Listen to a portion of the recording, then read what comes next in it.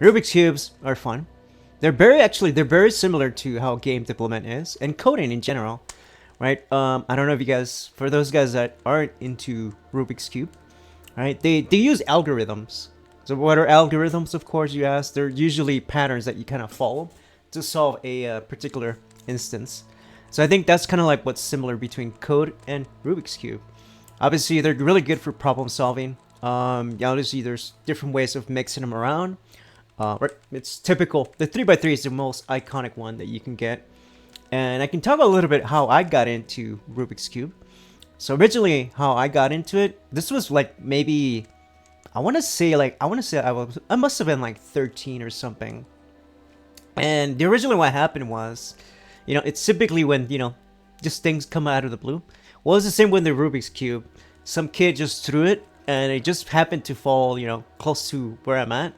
And instead of throwing it back like normal kids would do, I just say, what does this thing do? How do I solve this? And yeah, I kind of just got into it, and I started kind of playing with it, moving it around, kind of like fidgeting with it. I would just like spin it around at first. I would just kind of like do this sort of thing, kind of like just moving it like this with one hand, right? That sort of thing. Just playing with it, try to see if I can kind of mix it around or what I can do with it. Back then, of course, the Rubik's cubes were like the hard ones, right? They didn't have really any lubrication or anything, right? They were really hard. Now the Rubik's cubes nowadays that you can use for speedruns are really smooth and fast. You can do this sort of thing and then kind of spin it around, right? And they come in different variations. I think in my time, I guess in the 90s, there weren't that many variations. I think maybe they probably were the 2x2, but I just probably didn't know about it. Right? Typically, it was just this one here that everybody knew, the 3x3.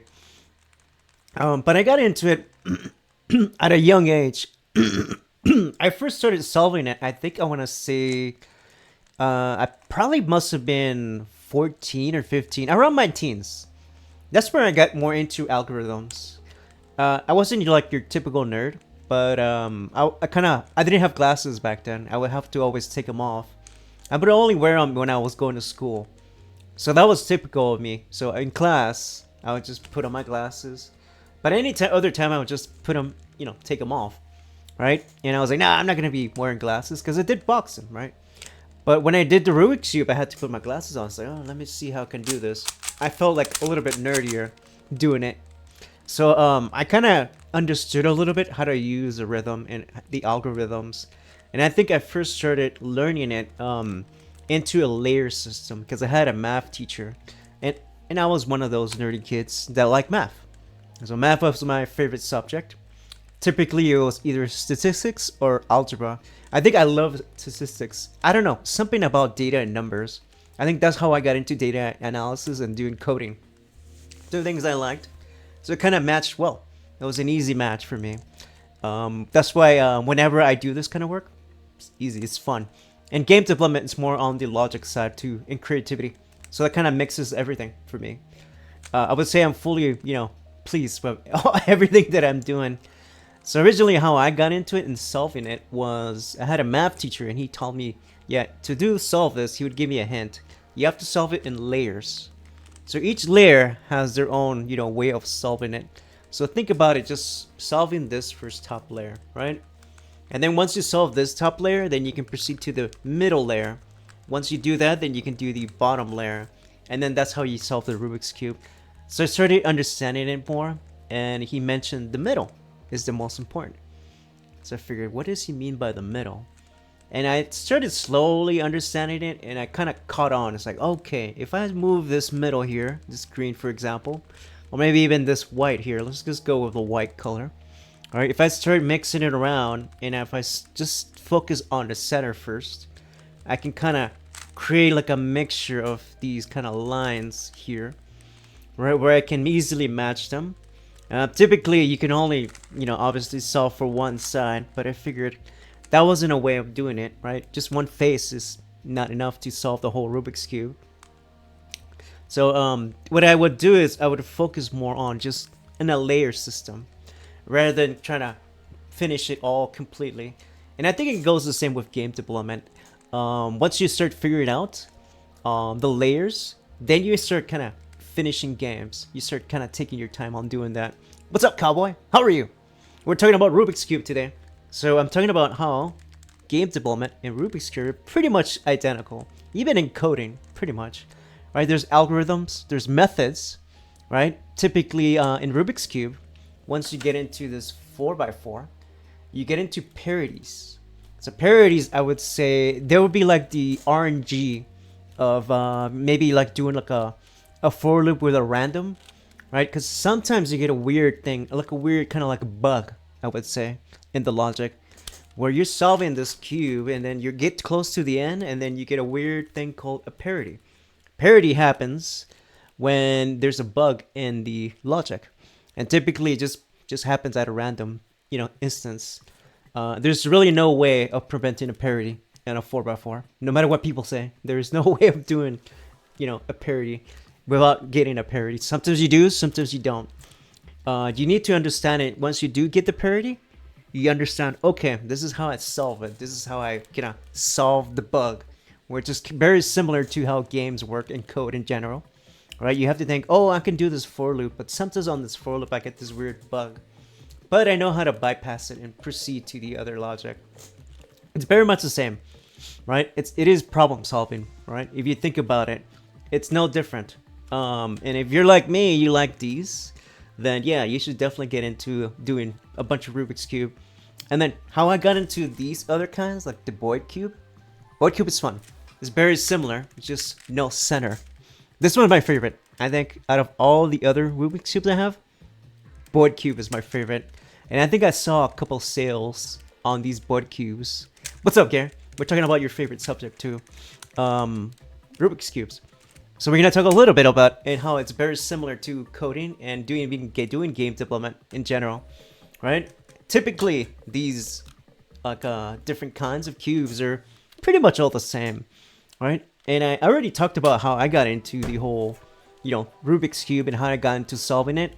I must have been in my teens. Yeah, like in 15, how I got into solving it. And then how I got back into Rubik's Cube. Because originally, I stopped it. I was like, well, I already solved it. What else am I going to do with Rubik's Cube? Well, I think it must have been at least, I want to say at least 10 years ago. Or maybe 5 years ago. This is pre-COVID. So 2018, somewhere in there, 2017, 2018. I met a coworker of mine. And this coworker, we were just chatting. I was like, hey, how you been? Yeah, my boss betted me that I couldn't solve this Rubik's Cube. But he didn't know that I solved this Rubik's Cube when I was in my teens. So when I took it from him, I solved it. He's like, oh, damn, you beat me. How do you figure it out? I was like, yeah, I just know how to do them. And he said, wow, that's amazing. You should, we kind of started talking and he mentioned, oh, you should do, I heard there's other kinds of Rubik's. I was like, really? What kind of other kinds? And this is where we got into the 4x4. And it's worse because I have a 5x5 at, upstairs too. And I started, slowly getting into these cubes all over the house. It's to the point where I have cubes like in each room. I have either a 3x3 and a 4x4 together, and then maybe I might have a 2x2, right? I get slowly addicted, and then now, thank you to Gary, appreciate it, Gary. He's mentioned this Squish Cube, which I had no idea about. Squish Cube, that's really good one, Gary. I'm gonna have to blame you for this one because I might actually buy it, and I am thinking of getting it in Walmart. It looks really cool. And I actually want to try it out. This is the Squish Cube, if you guys haven't seen it. It looks really good. Yeah, look, I like that. I like the fixed Rubik, the little squishy Rubik's Cubes. It's real, but I want to try it out. I kind of low-key want to get it. And I can't believe only Walmart only has it. It looks good.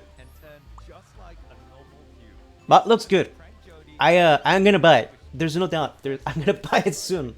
So yeah, thank you, Gary. Appreciate it. Amazon has it? Yo, no way. I am probably gonna get it then. Yeah. I'm looking forward to getting this Rubik's Cube. Yeah, like I said, I'm gonna have another one, and maybe this one I can throw. Actually, I can actually throw it, and I can probably bounce off the wall while worrying about it. But I've only been able to find it on a pack that comes with two. Really? I wonder why. Shit. So I'm gonna have a lot more Rubik's Cube everywhere around the house. I guess it's a good thing. I don't know. Hopefully my mom doesn't get mad or nobody gets mad. Well, I have really nobody that gets mad. Maybe the only thing, I guess, I'll have to just kind of keep all of them together because I don't want to be a Rubik's Cube hoarder where I'm going to just collect a bunch of these cubes everywhere. I'm into that point though. I do have a lot. I think I have total 3. I have a Moyu. I have a Cyclone Boy. I have the regular Rubik's Cube too. So I want to say I have 4 of the 3x3. 4 of them. And then 4x4 I have 3 of the 4x4. 1 void cube. And then maybe 3 of these 2x2s. So if it comes to a pack, I'm gonna have to get the other set too. Oh well. Just gonna collect a bunch of cubes. Damn. Eventually though, I'll probably stack them and put them elsewhere. I don't know what I'm gonna do with so many cubes. Yeah, hopefully nobody minds about all these cubes. But sometimes, like, I'll just fidget with this. I'll be fidgeting it, or be playing it with it, and just doing a bunch of things.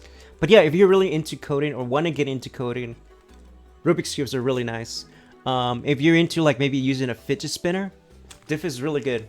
Right? This is better than a fidget spinner because you can kind of spin it around like this. Right? You can try to solve it one hand. I tried solving it one day with one hand. It's a little bit harder. Do one hand solve? It's not as easy as it looks. It's very slow. Right? It's kind of tedious, but it is. I have tried it. I have practiced a little bit doing one-handed solving Rubik's Cube. It took me a while though. It was very much a pain, and I think it was because I was doing something. I was like typing or using my mouse. That's why I was trying to do the one-handed Rubik's Cube solving. Or blindfolded, which is cool too. So I might try that one day. Yeah, but definitely, this is a good hobby to use, and it's actually very. It kind of helps when you're ever stuck on something. Maybe you're stuck on a creativity issue. Maybe you're doing something, and then you kind of need to think. Figure out like, okay, how the heck do I get out of this kind of, hectic maze or sort of issue? You can do this, and then eventually you kind of like solve it on its own. All right. It's just a random hobby. It's like a little random fidgety thing you can do. And then this one's too. This one's my favorite too, the 4x4. I don't know if any of you guys collect these, but I like the 4x4 too as well. You can kind of move it around too. And I mentioned this one has a parity. And I think when you get the parity for the 4x4, you kind of have to think a little bit outside of the box. Trying to figure it out, but it's smooth. This one is a Cyclone Boy, and it moves really smooth. It has no issues, right? It moves nice. Has a little bit. I think it has a little bit of magnetism, so when you move it here like that, it kind of locks in, and it moves really smooth, perfectly. But enough about me. How about any of you guys? Do any of you guys want to get into Rubik's